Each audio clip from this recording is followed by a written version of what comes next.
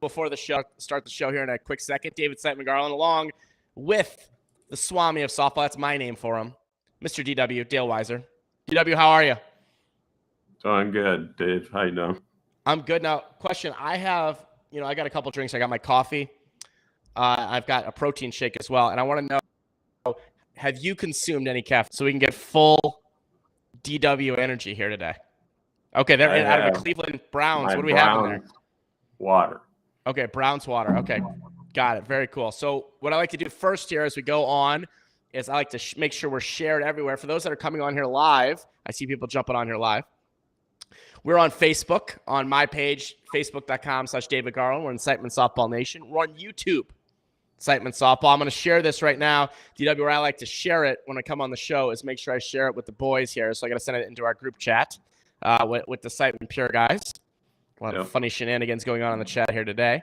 And then I will tag Mr. DW here in the comments, and we'll be off to the races here, folks. And David Bear says that you're drinking straight vodka. He's assuming out of that mug. It's a little early.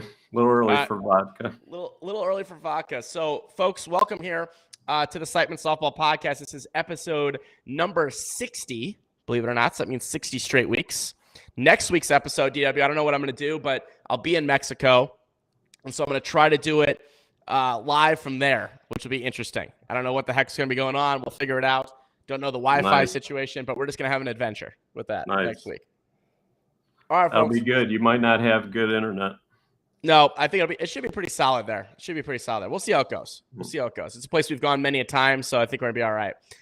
So lots to talk about here today. Got some plugs, got some sponsor stuff. We got a Siteman softball announcement as well. But now we're here with DW. Now it's funny, DW mentioned that you're worried about being overexposed. Why are you worried about being overexposed? I just, when I post too much on Old Scout or, I'm on the podcast, the Hit and Sit show, or I do announcing at the major, I think people get tired of me. I disagree. I disagree. I tell you if we get tired of you. Do you know what I mean? There's plenty of people who get tired of. I think, though, the difference, though, between you and maybe a lot of other people out there is just your general knowledge and encyclopedia of the game that really nobody else has, right? And there's no one that has that background, which actually that's kind of where I want to start today. First of all, what is your current official title with USSSA? Not sure I've received an official title. I used to be you can make your own up. I used to sort of be an assistant director with the conference, but since I've been out of all the committees and things, now I'm in the media department. I guess I'm media. Okay, so we're just going to call you under Bernie Gunther. Got it. So DW is media. We should get that shirt created at some point. And I know your role's changed a little bit over the years, and we're going to go back here and talk a little bit about it. Do you like, though, the current role that you do, and what do you do for your current role? Yeah, the current role is I go to the tournaments, the conference tournaments. I set up the live stream cameras. During the tournaments, I take video clips, pictures, take notes on the tournament, how it goes. And then after the tournament, I take down the cameras. I either ship them or I take them on the airplane with me. And then during the week, I produce all the content that you see on conferenceussa.com, which is the tournament reports, the condensed games, the video highlights, the computer rankings, and all that you see on the site there. Yeah, and what's interesting about this is that a lot of people don't understand, and I actually do firsthand understand because I've been involved in online media for over a decade. So I know how long and painful it is to edit this crap. Yeah. I know for a fact. And I think that I don't know what you're making. I'm not going to ask you what you're making, but I guarantee you if you broke it down, you'd be like, man, it's got to be about love of the sport as well. Because, there's a lot of effort that goes into this, right? Yeah, I average about 80 hours a week during the season. And then off season's usually about 20 hours a week. But this off season's, I think I'm at about 35, 40 hours a week in the off season here. Just taking a long time to edit the condensed game. Is that what's going on? Is that kind of your off season? So if you go to the USSSA Live YouTube page, is your content that is going up on there, meaning Future is content that you're either editing into the famous DW narrated clips that we all enjoy, or the condensed games. And you're saying so, and you used to have this on kind of your channel, but then obviously as your role changed, now it's all on USSSA Live, right? Yeah, we came to an agreement. We had a partnership since 2014, and I've been covering the conference since 2008. But in 2022, it's now I'm a full contractor, full-time contractor with USSSA to cover the conference. Now, here's a question too. I mean, got a lot to talk about, but you just brought up something, and whenever we're having a conversation, sometimes it goes in different angles. You've been doing conference or following, working for conference, covering conference, as you just said, since 2008. We're about to enter the 2023 season. I'll let everybody else do the math on that, right? But what have you seen has changed, evolved, better, worse? Like, what do you see like when it started in that early days to kind of where we're at now? All right. I think in the beginning, the major teams, the Rosmondos of the world, they've made roster changes very slowly over the years, and they picked players from other major teams. As the conference has gone on and these young players develop so fast, you saw Rosmondo actually be the first major team to grab a bunch of A players, Nick Santana, Jeremy Yates, Andrew Collins. And there was this influx of youth into the major division, and the top major teams were no longer grabbing players from the other major teams. They were grabbing them from the next lower level, which at the time was Class A. So the rapid growth of young players, the meteoric rise of young players today is much quicker than it was at the beginning of the conference. And so you see more youth and more athleticism. Do you see more parity now or less parity than back in the day? I mean, this past year was the most parity ever. A lot of people are kind of upset at the amount that sponsors are paying players, but that resulted in those elite players spreading out amongst the four major teams. And so, this year we had four major teams, and they all had three or four. They all won 4 tournaments this year, each of them. In the old days, Rosmondo won 10 tournaments. Laser Vision won 2, and maybe someone else won 1 if they were lucky. Yeah, it used to be even just a few years ago when I first started, getting involved and following it, you could almost pencil in the championship of most tournaments. Do you know what I mean? Like who's going to be? You don't know. Maybe one to two teams. You'd be like, that's your championship game right there. And I feel like this year you saw certainly a lot of things, and I think that's obviously a good thing. It'd be a great graphic. A great graphic to look at would be, and I could get this information pretty quick, would be to see what each of the divisions did against the next higher division over the years. And I think you would see that AA teams win more games against major teams today. And the major teams all had about a 500 record against each other this year. So it was a great season. Yeah.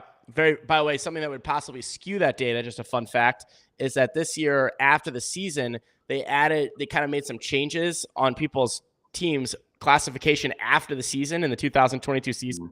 So meaning they would say, hey, example, West Point was A, now they're AA, but it still says now they're AA last year when they were actually, in fact, an A team. And the only reason I noticed that is because we were where we were, but I started looking, I'm like, that's definitely not our records against other divisions. Like it's skewed all over the place, and that's interesting. Just on last year, I think they've done that.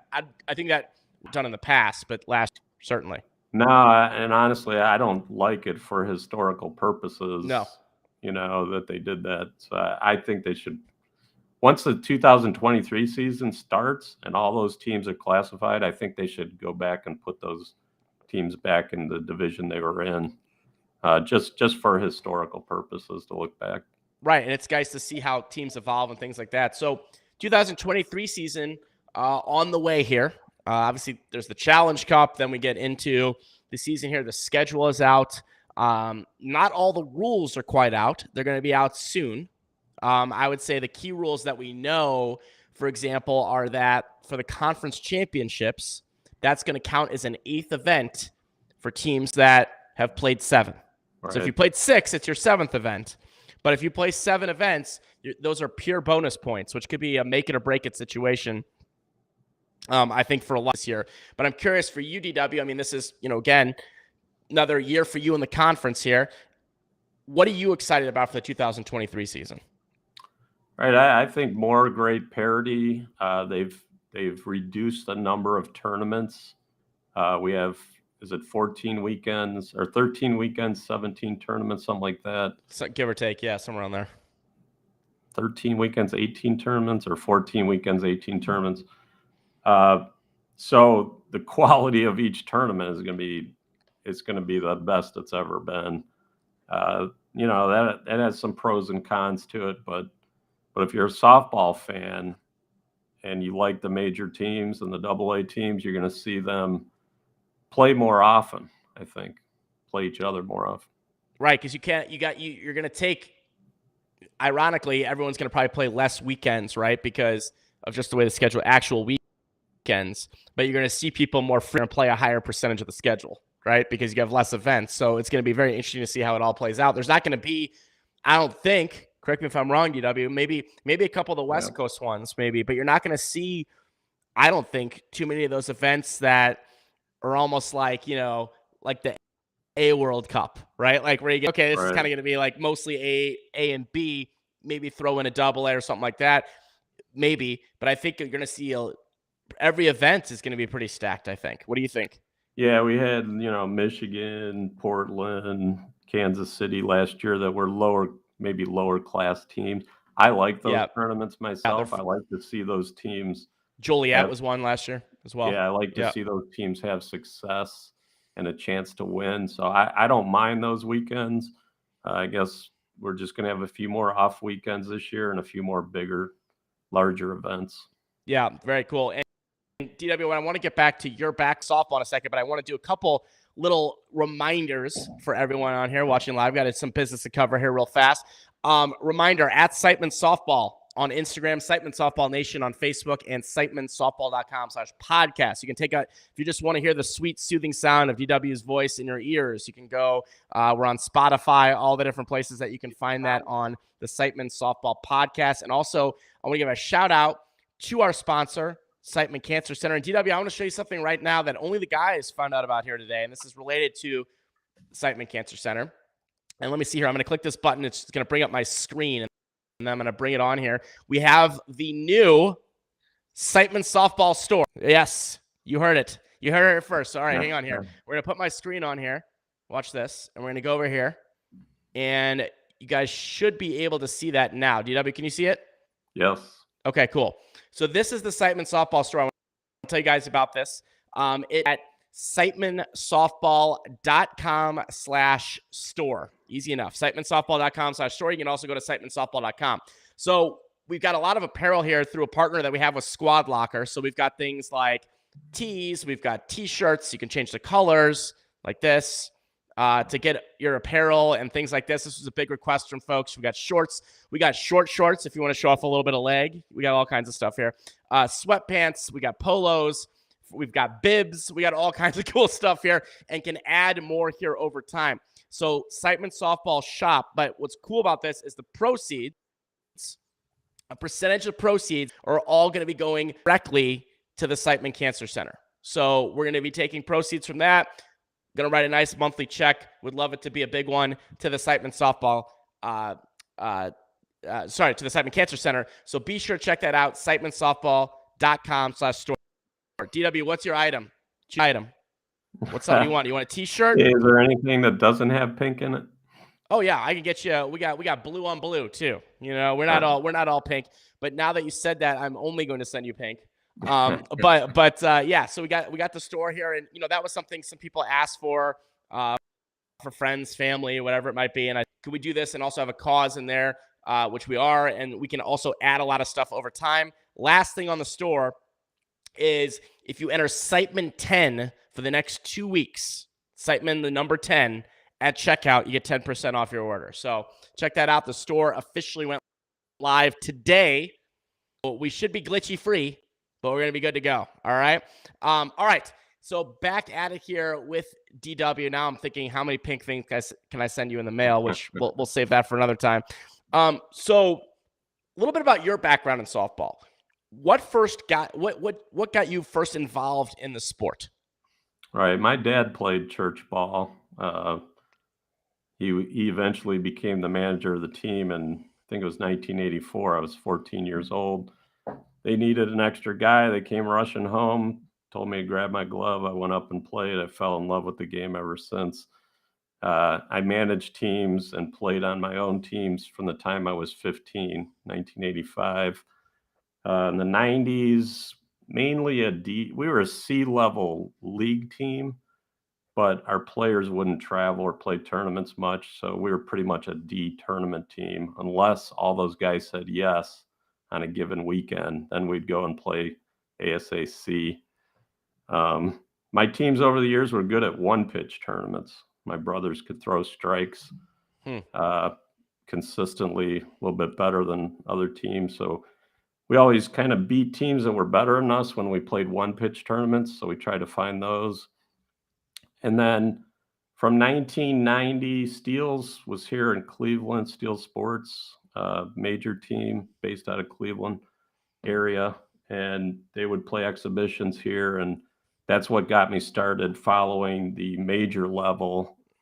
And I followed, we would go over to Brook Park, Ohio, watch the major, USSSA major.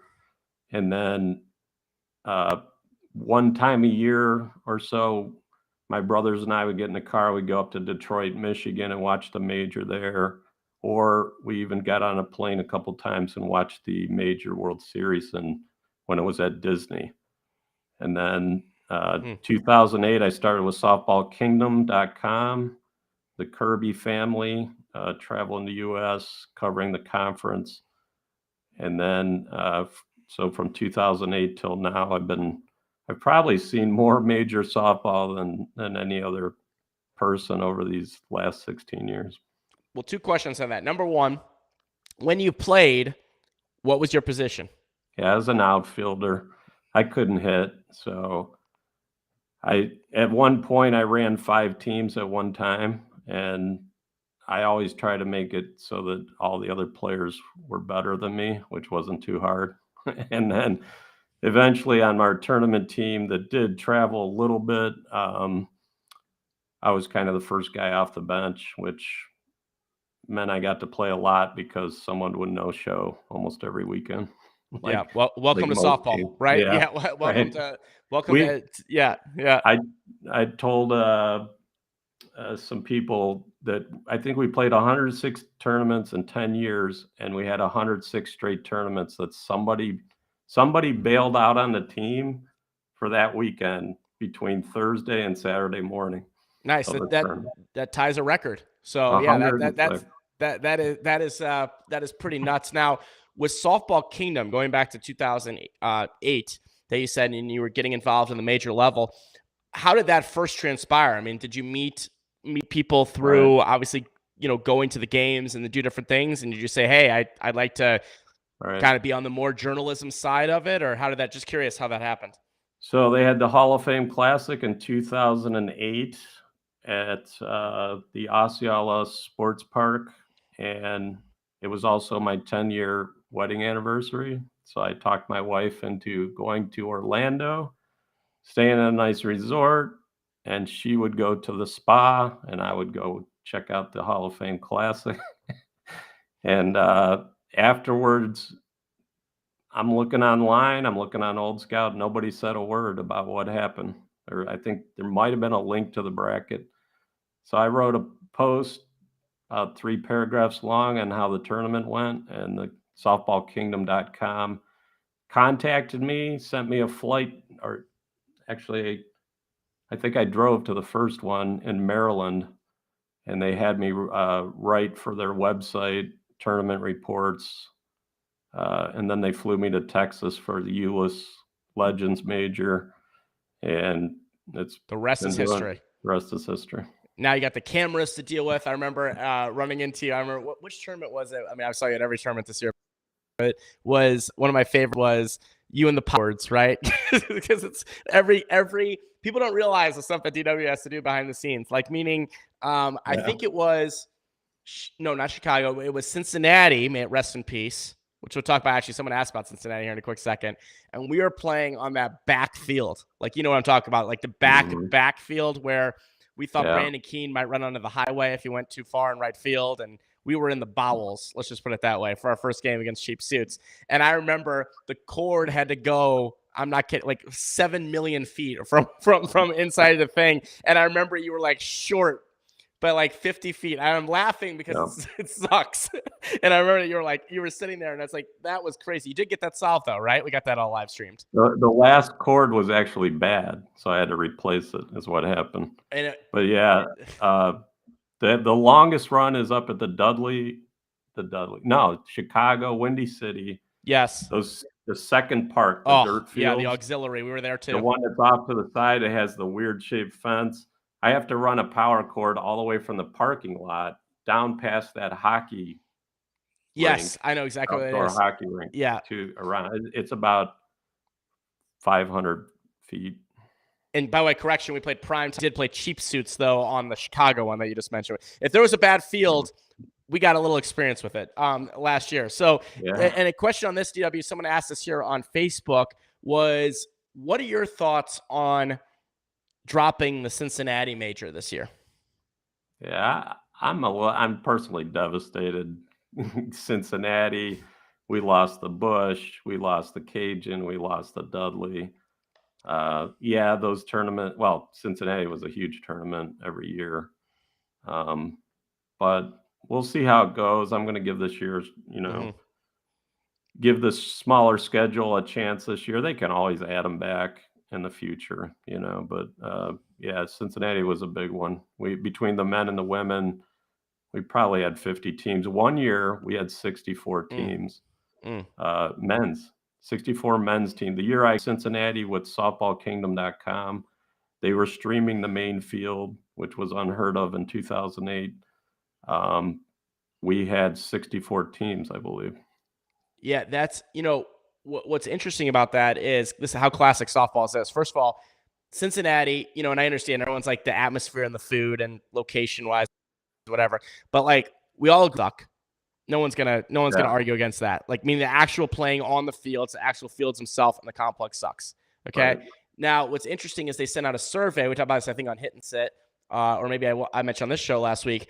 They sent out a survey to all the sponsors and the team owners, and they said, what's your favorite event? What's an event that has to go? And then they posted like a Google Doc to us. We could see everybody's responses, which was great entertainment in general. But Cincinnati was by far the one that people said get rid of. But how softball, and I understand, like, I get there's a lot of teams, a lot of things there, and there's a connection to Wegman and yada, yada, yada, right? But how softball is it that everyone bitches and say, get rid of it, and then everyone's like, well, where'd it go? Yeah. Was it the question worded which one to get rid of, or which one like had the worst fields or something? I think I didn't say worst fields. I want to say like, what is your like least favorite or something like that. It was not like necessary to get rid of. I think it was like, what's your least favorite? And that was a popular one. There were some other questions on there too. I'd have to dig up that doc because it's great because you can see all the answers without knowing who they came from, but then you can kind of figure it out, which is half the fun. Right. But yeah, it's interesting. I mean, what I do appreciate about it, and I'm sure you do too, we don't know what the conclusion is. We could have this conversation in a year and say, boy, that new schedule sucked, or, oh boy, that new schedule was awesome, right? I think it's going to be more positive. I like it, but I do appreciate, and maybe you do as well, though, to try to change some things, evolve, try some new stuff, and not just kind of be like, oh, this is the way it is, and this is the way it's always been. I kind of appreciate that they're trying some new things. Yeah, I'm willing to try it and see how it goes. When I first started covering the conference, it was kind of like we had 32 teams at each event, sort of, 24 to 32, and half of them were conference and half of them were non-conference. So you got to see a lot of non-conference teams. and then the big ones would have all 30 conference teams, or I think at one point we got up to 55 conference teams in one season. But Cincinnati's going to be a tough one to lose. I'm from Ohio, so it's kind of a bummer, but we'll see how it goes. Yeah. So question on that, when you mentioned a lot of the tournaments that had, a lot of conference teams and a lot of non-conference teams as well, did you like it? Is that a better thing than a tournament of all conference teams? Yeah, so I think the large ones, when we have the top 30 conference teams, those are great. Those are the best. But then I don't mind those smaller events that used to have 30 conference or 30 teams and half of them were conference. And the local teams had a chance. The A teams might have a chance to win a tournament here or there. I thought that was good for softball, good for the sponsors. Yeah, I like it as well. I mean, it was interesting, and it'll be interesting to see how that changes over time. Even my couple years of playing as a non-conference team than a conference team, it's even changed. You see some of the events where, Cincinnati just mentioned, that's one that always has a good amount of local teams, right? Yeah. But what's interesting is, I think it's a good to mix it in as well, because it's one of the only sports out there where you can, sign up to play the Cardinals, if you will. Do you know what I mean? Right. You can't do that. You're going to be like, well, I'm going to take my team down and we're going to play at Busch Stadium against the Cardinals. You get a chance. Probably going to lose 100-0, but you can step into the ring with the teams. And I always thought that was cool, especially when I first started playing softball. There was an event, more in the local area that I went to, and it was kind of cool seeing the local C teams. Yeah. Seeing a local B team given a shot, right? And didn't do so well. Some surprised themselves, right? And it's kind of a cool thing. So I always like it. That's why I'm always saying online as well, if you're a local team or someone anywhere near an event, it cannot hurt if you can go swing and go sign up for it. And what's interesting last year is that because I think a lot of local teams were not entering events last year, there was less for sure, is that we looked at it, we only played the entire season 2 local teams in a conference event, meaning we had a game against a C team and a game against a C team. Do you know what I mean? And it was interesting, out of the entire season, that was kind of interesting, being a conference B team that we only ran into it twice. And it'll be interesting to see how it happens this year, but I would encourage it. And I think the 240 bat change might make a little difference there too, because now the teams do not have to go buy a whole new set of bats or something as well. Yeah, for sure. That should bring a few more non-conference teams, as long as there's room for them. You got to have enough fields, especially when you have the men's and women's at the same park, and you've limited the schedule. You might not see a whole lot of non-conference teams, but hopefully the ones that are at least the best teams in the region are still able to come out and play. But yeah, it's good to expose the non-conference sponsors, players to the highest level is always going to help with growth.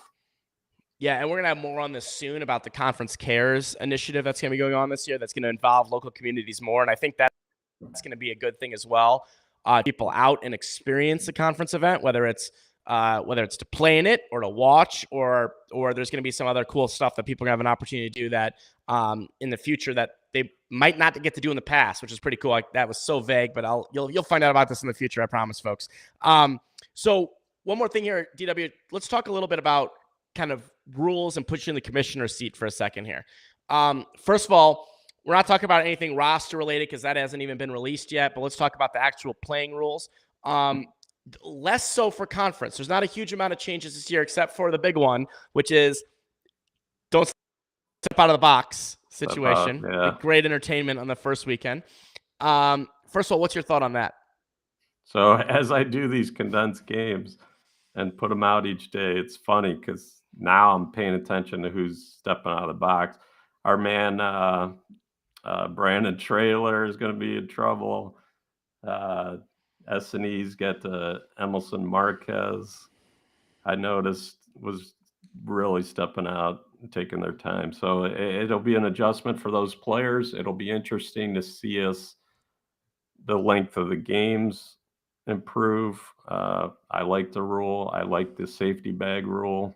I've been pushing for that for 10 years. So there's no downside to it. That's a ridiculous thing about the safety bag one. Yeah. There's really no downside. to it. Hopefully most of the parks have it. That's a whole other thing. But like, yeah, the safety bag's a good one. I think it's going to make it better, the situation, because it does get a little ridiculous, and so I'm thinking that, and also if Major League Baseball can evolve and make some changes to maybe speed up the game a little bit, us, certainly the slow pitch, can evolve as well and try some new stuff. So it'll be interesting. I can't wait though for opening day. It's on a hit and sit show where it's like, oh, it's Rosmondo or something in the box, leadoff hitter takes a strike and he's gone. Do you know what I mean? It'll be very interesting to see. Would not want to be that umpire. By the way. It was like I said last week on the other show, that first controversial strike where the umpire calls a strike, the player thought, "No way, that's a strike." And he goes, Dustin steps out, right? That'll be the real test for the players. Yeah, but I do think overall it'll be a good thing. It'll keep a better pace, and that'll be interesting. And those are really the only, because the other rules like towing the rubber, the 240 bat, that was more of a trickle down rule. Already things happening in the conference, right? So that we don't have a lot of other. I think that was really the only conference stuff. Is that correct? Yeah, for sure. The bats are a safety thing. The toe in the rubber, I've never been a fan of the floating rubber, I guess because I never played with it. But yeah, I can't think of any other. Yeah, the floating rubber, and my thought on that one, like, I like the no floating rubber in conference. I always feel like it makes everything consistent. And also, I think, in some pitchers will be like, well, I need that extra room so I can go back there and do, you're doing one more thing to help theirs, which is true. But it's also a tough call for an umpire because it's supposed to be what it used to be. I think it was 6 feet or something behind there you could go. I don't know what it was. 6 feet. So you got an umpire out there with like a tape measure. Like no one knows. Everyone's bitching. Do you know what I mean? Like people are like, that guy's 8 feet behind. Like, is he, like, you know what I mean? One less thing I think to worry about is not necessarily a bad thing, in my opinion, that can affect game flow and how it works. Do you know what I mean? Yeah, I agree. So that's going to be really interesting. So now let me ask you this. I put you, this would be a dangerous move, but let's just do it. Putting you in the seat as the commissioner, okay? Stroh's going to give you his little he doesn't have a hat, but if he did, commissioner hat, he says, all right, TW, we're going to listen to what you have to say. What, if anything, would you change or would you mess with if you were given that duty? I would try to push for bigger fields. I know one of the challenges they have is to have the men's and the women's at the same site each week. And to do that, you need more fields, which means there's less parks to choose from as far as the larger fields. But I love the tournaments at Vieira on the big fields. Mm-hmm. I like Myrtle Beach. I like the Smoky, and all the bigger field tournaments. So I would push for more large field tournaments. We got the safety bag finally. I think that was great. As a media person, I'm pushing for all the teams to use their new stat program. USSSA has their own stat program this year. And those stats and box scores are going to feed into a new tournament show that I'm producing, which I'll be revealing soon. So hopefully all the teams should think about a stat keeper. I know, like a Todd Ankney, he was able to do it on his phone as the game went. I think he liked it. It kept him focused on who was up and what they did, where they hit the ball and things like that. Yeah, well, interesting. Let's stop on that for a quick second here. And by the way, real quick, someone told me, and I don't know if this is true or not, I'll have to look into it, that Indianapolis this year for the conference championships is baseball fields or bigger fields. Someone said that. Is that true? I need to ask Stroh that, but on one of my YouTube videos, somebody commented that the park they're using, now I forgot the name of it, Indy Sports Park, maybe. Mm-hmm. We were there once as a conference, and it's 6-3-7. No, I think it's 7 softball fields and 1 baseball field. Oh, okay. And they said it was turfed. Okay. So that'll be a huge improvement for that park if that's the one we're using. Got it. And baseball. you teased a tournament show. I don't even know about that. I guess we'll find out about that in the future. That'll be interesting for everybody. And I can definitely say on the stats side, Jessica, who is Brandon Keene's fiance on our team, does an amazing job. She's been re-signed as our stat keeper, probably our most important signing, I would say, in the offseason, is a re-signing of Jessica. And she would do that with, Game Changer last year, and it just makes everybody's life way easier. And so what UTRIP's done, DW, and this is new to me. I know there was like a little bit about it that has gone out recently, but is it essentially the UTRIP version of a game well, meaning that you can now do that and make our lives way easier with stats? Yeah, and it's a little more customized for slow pitch and conference than Game Changer was. So it should actually be an improvement, and the stats should feed directly into the USSSA.com database. We should have live stats, live league leaderboards, all that kind of stuff. I like it. Yeah, that's going to be great because, obviously as content gets more and more and stats get more and more, getting those right. I remember last year you told me a team that I shall remain nameless that gave you like a stack of sheets late in the season that said, hey, here's our stats for like 20 tournaments. You're like, it's going to be rough. But that's going to be great. And also, Game Changer is great. But you're right, though. You do have to like compromise with it a little bit. Like you have to turn off the sacrifice flies. The middleman or middle woman is confusing on that one sometimes, and there's some other things there. But so that'll be really cool this year, and I encourage teams watching this, use it for God's sakes. It makes everyone's life easier, and it's really interesting to see everyone's stats and how things go on and how they evolve with that too, DW. So thank you for sharing that. So so that's what DW would do in the commissioner's seat. Ryan Talon, by the way, says all the pink, embrace it. So that's what you're going to get, DW, all the pink. Now I'm just trying to think about, we'll get you that and we'll figure that out for you. So DW, I think that kind of wraps up, our conversation here today. Getting to learn about your background, because we always hear you coming on and in the scenes and the videos and things like that. Obviously on Hit and Sit, you're on a bit more, so we get more opinions, but it's always great to hear. We are doing a Hit and Sit this week. It's going to be on Thursday Live. You want to tell folks about that? Thursday, we're going to break down the major division, comparing the teams. We're going to talk about some more of DW's quirky rules possibilities. Some of the stuff was brought up during broadcasts, actually, during the major, since I'm listening to all the games as I go through them. Some people had some interesting ideas we're going to talk about on the Thursday Hit and Sit. I want to give a shout out. We talked about my background, my history. I wouldn't be here today without all the people that have helped me along the way. After Softball Kingdom, I was kind of on my own for about 5 years, and there were sponsors, and there's just too many to name, but we're talking 250 people that either had a team,